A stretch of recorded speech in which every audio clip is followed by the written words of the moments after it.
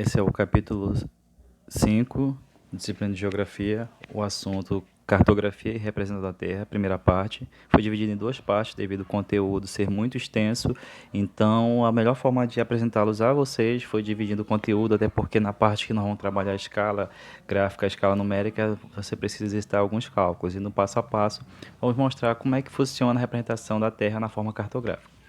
O globo terrestre, que todos vocês conhecem, é a representação do formato esférico do mundo em tamanho reduzido. Como assim?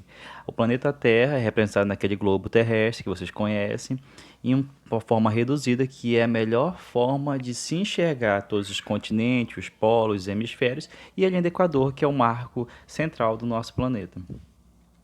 O planisfério, como é apresentado aí, ele mostra bem diretamente os continentes, os oceanos, que você pode observar tudo ao mesmo tempo. Tem uma legendazinha que está sendo referenciada, uma cor verde, uma cor amarelada, uma cor vermelha, que vai destacando todos os continentes presentes na Terra. No entanto, para a compreensão da cartografia é necessário ter um detalhe de todas as etapas que se formaliza o estudo da Terra a partir da representação temática. A primeira forma de representar o planeta Terra são as projeções cartográficas, onde você vai conhecê-las. E em destaque nós colocamos aqui a projeção cilíndrica. Como vocês podem observar, é como se pegasse a Terra, que é esférica, e colocasse um plano. Esse plano, ele é montado no mapa que vocês conhecem. É como se pegasse o planeta Terra, abrisse ele e deitasse sobre uma folha de papel cartão e colasse para você melhor aprender. Repare que o marco de destaque é a zona equatorial, a linha do Equador. A partir dela, todas as redes geográficas, que são essas linhas de paralelos e meridianos, elas têm uma dimensão de extensão, vai se enlarguecendo, vai tendo uma distorção, e aí você consegue visualizar todos os continentes de forma precisa, de forma bem detalhada, e se tem uma dimensão do espaço terrestre como ele é. Na projeção cônica, como vocês podem observar, ela já é em formato de um cone, é uma representação que você pode observar o planeta Terra como se você olhasse de cima para baixo, justamente onde está os polos. Em destaque, aí está o Polo Norte. Nessa representação, existe essa circunferência, como se formasse arcos, onde os paralelos são os arcos e as linhas retas convergem para os polos. Então você pode observar que os paralelos eles ficam em formato de arcos e os meridianos vêm de baixo para cima, no norte e sul, que dá essa caracterização. É uma forma de melhor representar o planeta Terra olhando de uma parte superficial, porque quando você aborda, por exemplo, na projeção cilíndrica, você vê todos os continentes. No entanto, você não tem um destaque para os países que estão ao norte do nosso planeta. E na projeção cônica, você vai observar eles de forma detalhada de cima para baixo. Ela também pode ser colocada de baixo para cima, para olhar, por exemplo, o Polo Sul e as ilhas ali próximo da Austrália e o próprio território do país pertencente à Austrália. Dentro da cartografia existe a orientação e a localização. Essa definição, ela parte de uma precisão onde você pode observar no próprio texto. Localização é o endereço e como se chega lá. Por exemplo, bem ao lado tem um traçado de um bairro com as ruas, os prédios, um jardim, escola, creche, uma avenida, e assim é um ponto de referência. Por exemplo, o que é essa orientação e localização? Como o exemplo está dizendo aqui, você, por exemplo, vai convidar seu amigo para a festa de aniversário. Você vai fornecer a ele o endereço da rua, né, o número da casa, o bairro. Isso aí é a orientação. E para que ele chegue em sua residência, que no caso é a localização, sem se perder, você vai explicar como usando os pontos de referência. Porque além de você dizer o bairro, a rua e o número, você vai dizer fica próximo de uma escola, fica próximo de uma padaria, fica próximo de uma creche, fica próximo de um hospital. Então tudo isso ajuda nessa referência de como chegar lá, ou seja, a orientação e a localização. Dentro da orientação e localização, nós vamos ter os pontos cardeais, que são conhecidos como norte, sul, leste e oeste. Está aí a abreviação, o N norte, o S sul, o L leste e o O oeste. Para se ter uma orientação a respeito dos pontos cardeais, toda vez que o Sol nascer, você se posiciona, coloca seu braço direito na direção do Sol e o braço esquerdo vai apontar para onde o Sol vai se pôr, ou seja, o Sol nasce a leste e se põe a oeste. você pode observar que quando ele sai do leste para o oeste, e a rota toda que ele faz, a trajetória toda que ele faz durante o dia, o que você vai ter à sua frente? O norte e o sul. Então isso dá uma base de orientação geográfica a partir dos pontos cardeais, porque a bússola trabalha em forma disso. E para que ele serve, esses pontos cardeais? Para você se localizar, porque sempre o norte vai ser o direcionamento de qualquer lugar que você esteja. Ao pegar uma bússola, você vai abrir ela, eu estou aqui no bairro, eu quero chegar no bairro tal. Meu bairro fica na zona leste. Quando eu coloco a bússola, ela vai apontar para o norte e vai me direcionar para onde está o lado leste que eu tenho que seguir. Então, é uma forma de desguiar até um ponto de referência que você deseja alcançar. Os pontos colaterais, diferentemente dos pontos cardeais, ele indica a localização a partir da parte que está entre os pontos cardeais. Como assim? Quando você quer localizar um lugar que está entre o norte e o leste, você vai fazer o quê? Denominar de nordeste.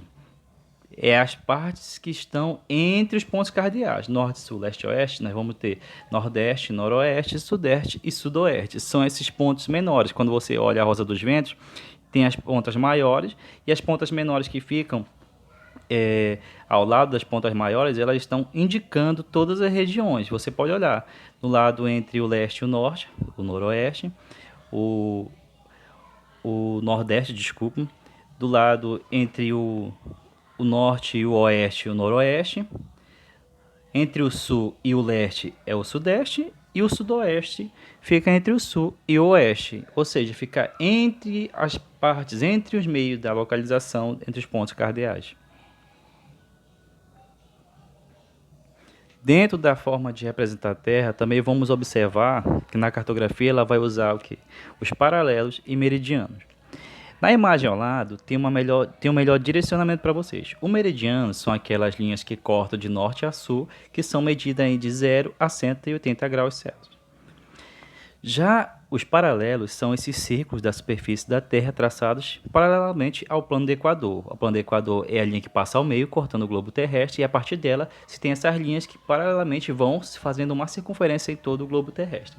A partir da junção dos paralelos e meridianos, formamos a rede geográfica, que são aqueles traçados de linhas em cima de qualquer projeção ou mapa que você está estudando.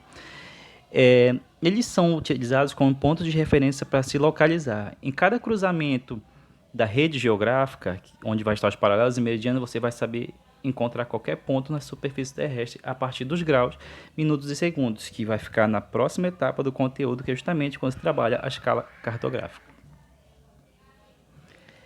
A parte principal de um mapa, por exemplo, para identificação, são chamadas de elementos. O que são os elementos do mapa? Se você olha para o lado direito onde tem esse mapa, olha o título do mapa, densidade demográfica. O título não pode faltar, porque o título ele vai identificar ao que o mapa está se referindo. Quando eu falo para vocês naquela aula passada sobre os mapas temáticos, mapas temáticos são o quê? Mapas com temas: densidade demográfica, relevo, população, economia, bacia hidrográfica, taxa de urbanização. São os títulos, ou seja, são os mapas temáticos. Dentro dele vai ter a orientação, que indica a direção do norte com referência espacial. Sempre vai ter a Rosa dos Ventos, ela vai estar posicionada em algum desse cantinho, no caso a orientação está aí. Tem um Nzinho e está indicando na seta. A legenda, que você vai codificar os símbolos e as cores utilizadas. Como assim? A legenda, você vai observar que esse mapa tem uma tonalidade de laranjado, amarelo e uma cor um pouco próxima do vermelho mais escuro. Cada coloração dessa vai indicar o que? Onde está concentrada a densidade demográfica do Brasil, ou seja, onde está o maior número dos habitantes do Brasil, do país. Nisso, você percebe que a parte toda litorânea, que faz fronteira com o Oceano Atlântico, e a parte sul do país é a parte mais ocupada, por isso está em destaque a cor alaranjada, uma cor mais clara, digamos assim. E isso vai destacar. A legenda é super importante para identificar o que o mapa está mostrando, qual o objetivo do mapa dentro desse contexto. As coordenadas geográficas permitem reconhecer qual o tamanho real dos objetos e da distância retratada. As coordenadas elas vão trabalhar a partir de cada ponto. As redes, como eu falo para vocês, são esse traçado de linhas que cortam os paralelos em circunferência e o meridiano de norte a sul, formando a rede geográfica. cada ponto desse tem uma coordenada que já é estabelecida a partir de um marco, ou seja, medida em graus, minutos e segundos.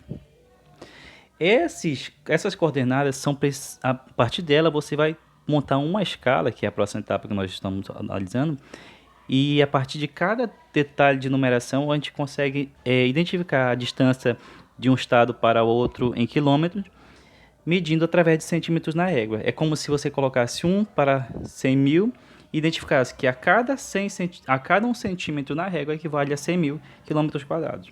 Ou converte ela de quilômetros para centímetros, a cada quilômetro reduzido a 1 centímetro. Isso é uma parte de mais detalhe da cartografia, que é a escala, e vai ficar para a próxima etapa do conteúdo que nós estamos estudando, porque ele tem que ser dividido em detalhes, e a parte que cabe a falar sobre a escala, ela trabalha com alguns cálculos que é justamente de referência. Eles são simplistas e vocês vão entender na prática. Então, os elementos e conversões cartográficas é isso. Os elementos de um mapa são título, orientação, legenda, coordenada geográfica e escala cartográfica. Para a atividade que eu passei para vocês do livro SAS, na página 69, essa aqui é para o dia 3 do 4. Vocês vão identificar uma atividade na página 69, dia 3 do 4. A página 71 e 72, vocês vão fazer a atividade no dia 6. Vocês vão estar ocupados fazendo essa atividade. Espero que dê tudo certo para vocês nessa etapa do conteúdo. Qualquer dúvida é só consultar no Clip Escola.